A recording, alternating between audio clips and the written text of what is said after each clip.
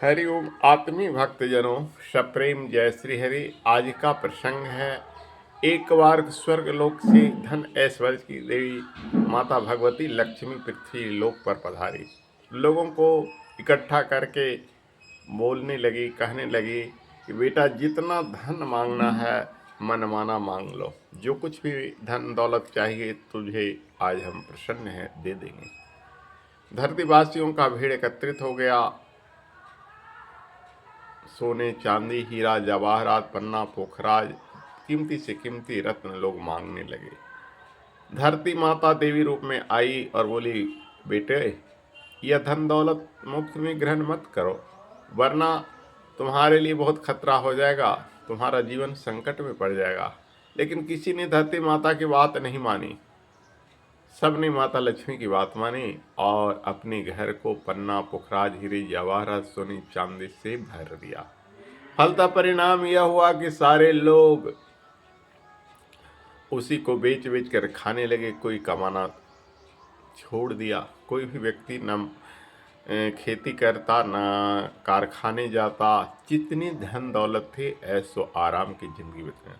2 साल बीत गए, 4 साल बीत गए, 5 साल बीत गए, धरती पर से अन्न खत्म हो गया। मारा अकाल दुर्भिक्ष पड़ गया, वर्षा होना भी बंद हो गई और कुछ हुआ भी तो शुरू लोग खेती ही नहीं करते थे।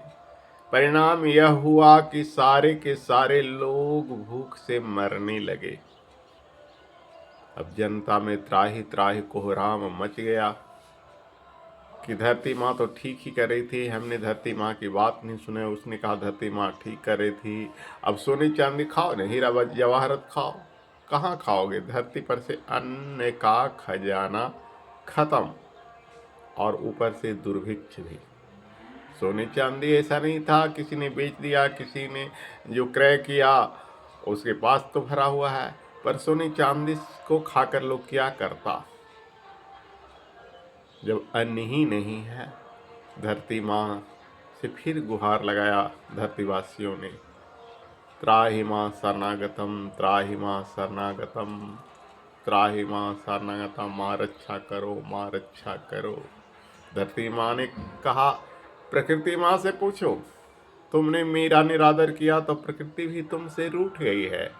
प्रकृति माँ को मनाओ, वर्षा होगी तब न हम कुछ कर पाएंगे। अब तो तुम लोग के परिश्रम से मेरी धरती 2-3 साल बंजर रहा, तो ऊपर से प्रकृति रूठ गई है, वर्षा होना भी बंद हो गया।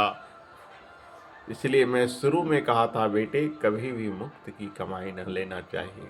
जो मुफ्त में कमाई करता है, बिना परिश्रम के खाना चाहता है, उसके साथ ऐसा ही होता है। आज भी बहुत सारे लोग हैं फ्री के लेना चाहते हैं।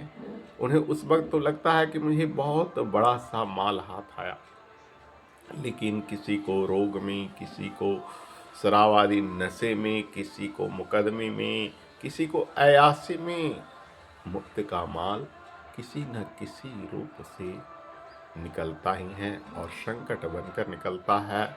लोग समझ नहीं पाते हैं और हड़प की नीति जो है ना, वो हमेशा दिमाग में बनाए रहते हैं कि किस ढंग से हम कैसे फ्री में हड़प लें, अधिक से अधिक कर लें।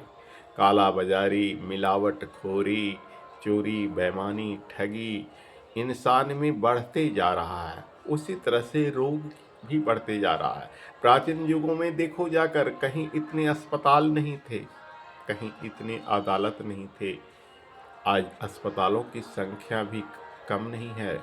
जहाँ अस्पताल है वहाँ रोगियों का नंबर लग रहा है, फिर भी रोग कम नहीं रहे हैं। कोई भी डॉक्टर होम्योपैथिक, एलोपैथिक, आयुर्वेदिक दवाओं की आविष्कार भी बढ़ी है, लेकिन रोग का निदान नहीं है।